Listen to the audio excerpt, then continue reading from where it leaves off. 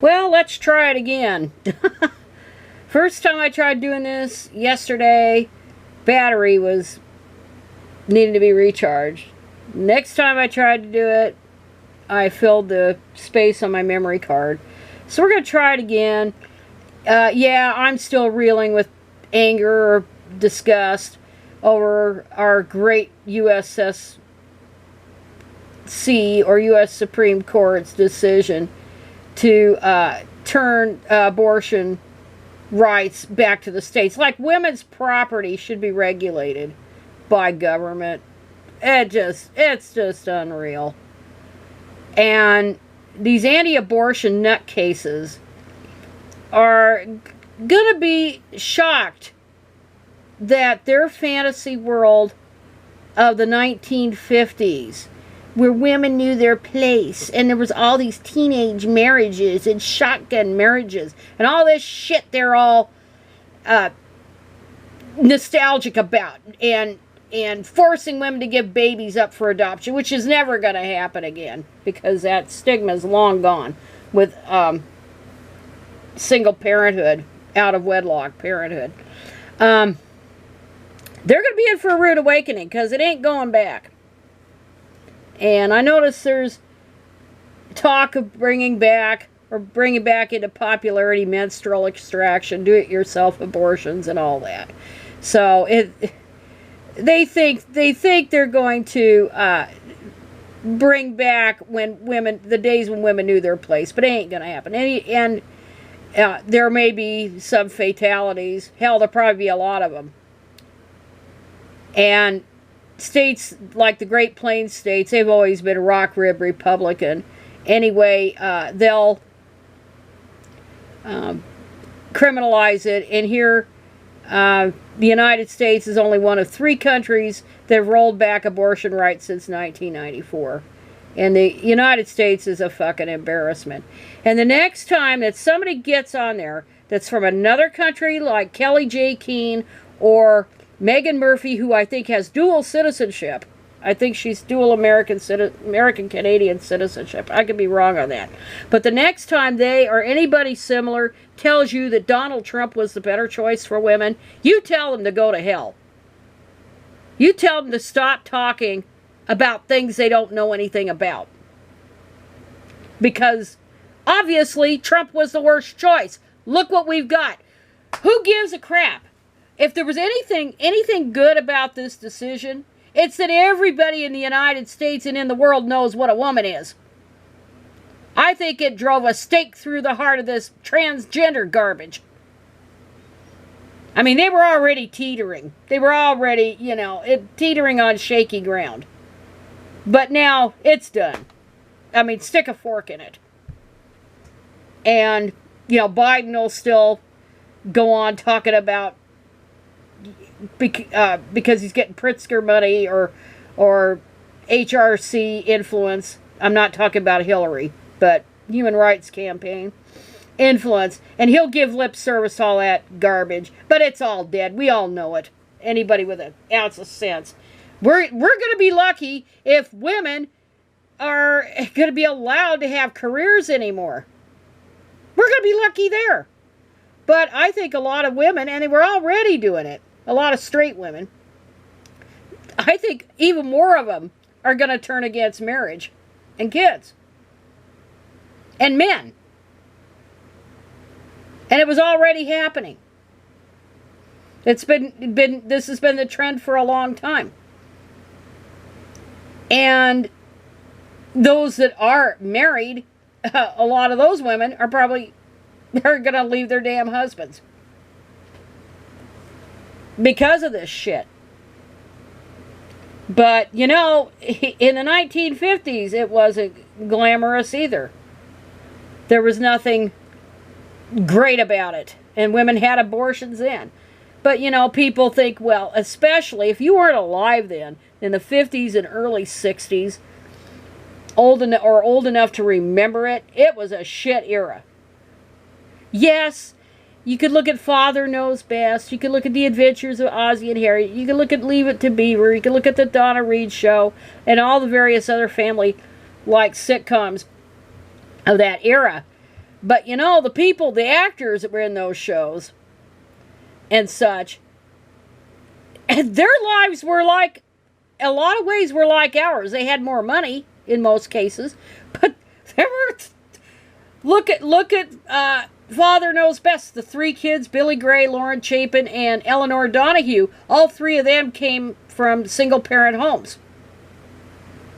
And they had the highest regard for Robert Young. They did kind of see him as a father figure. And of course, Father Knows Best was an ironical title. That was irony. That he didn't really know best. And it was a very well written show. All of these shows were. And I know I'm off on a tangent, but I received season 1 of the Adventures of Ozzie and Harriet. So it's the official release. And that was a very funny show. And of course, everybody that even talks about this show, they always talk about how Ozzie Nelson's character, because he played himself, that was actually their real house in the opening credits. And the set of their living room was an actual replica of their real house, as I remember. So they went from real life to fictional. But they always pointed out that old Ozzie never seemed to have a job. And that was an in-joke, of course.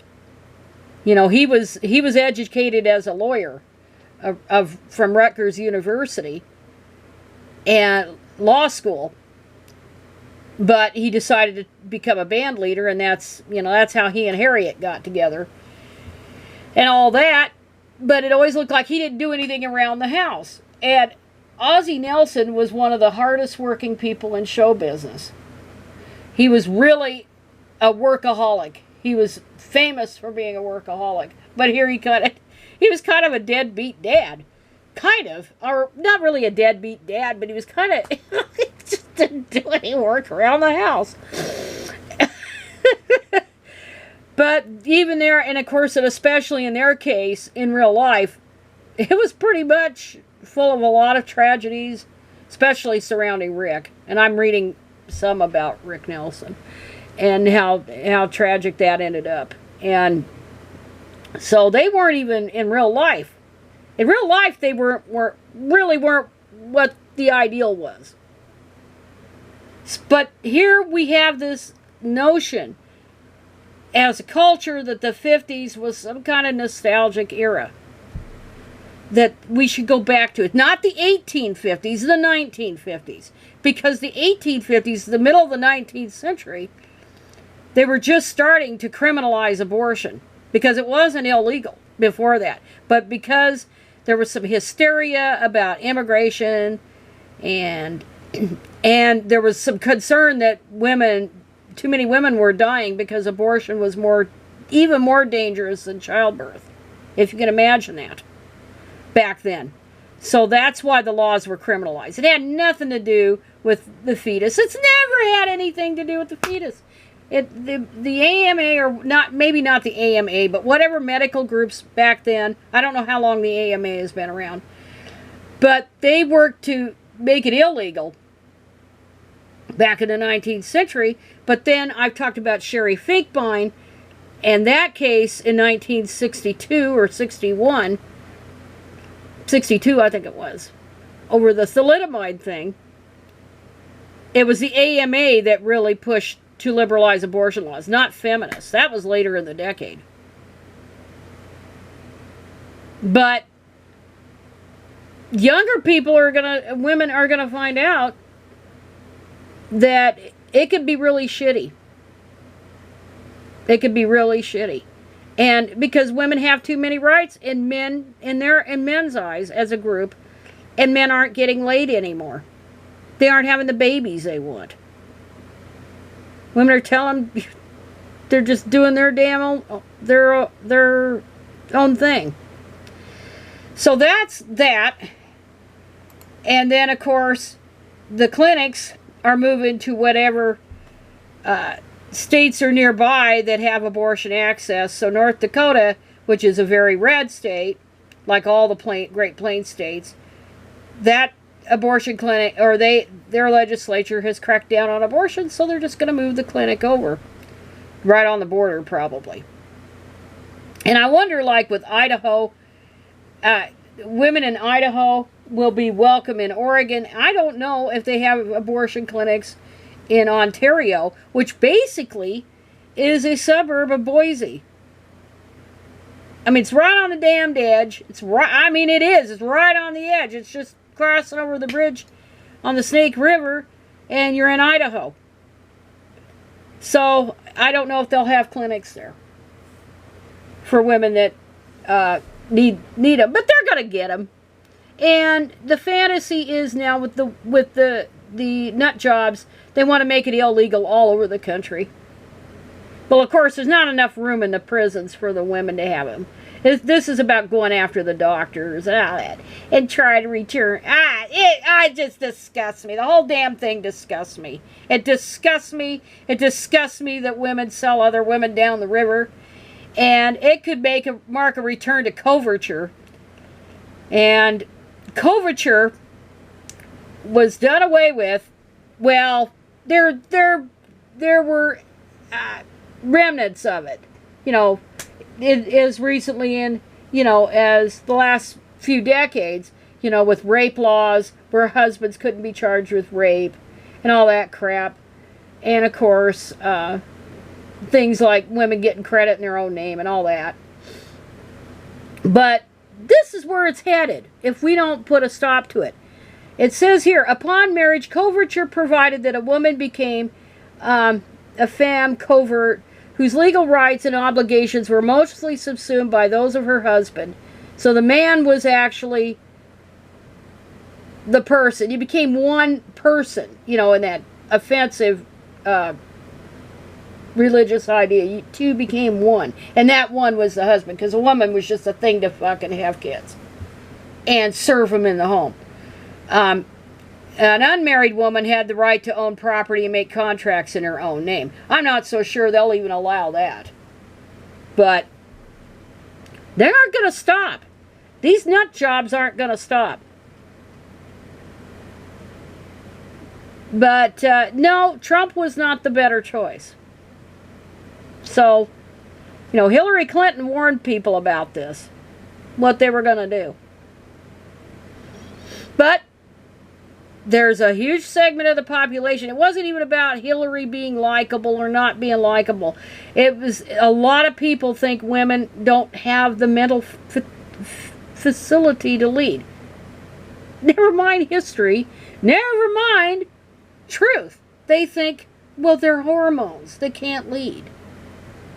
They're subhuman. A lot of people think it.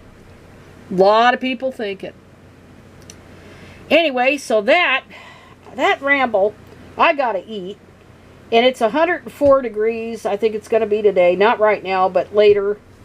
And I went for a bike ride yesterday and took a lot of water because it was very, very... I was dehydrated quite a bit. And when you're 67 years old, a lot of 67-year-olds can't do what I'm still doing. And I'm not doing what I was used to be able to do when I was, say, 27 or 22, when I could ride 50, 60, 70 miles a day on a bike. And before I had to get out and work for a living. But those days are gone, but I've got other kind of workouts I do. So I'm in fairly decent shape for my age.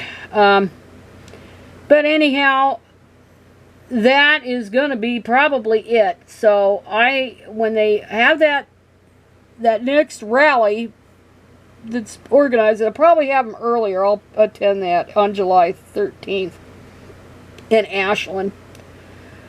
But yeah, they've opened up a can of worms here, because no more than low 30s population supports. Well, it's not even low 30s. It's probably 10%, if that, support a total ban on abortion. It ain't gonna stop it.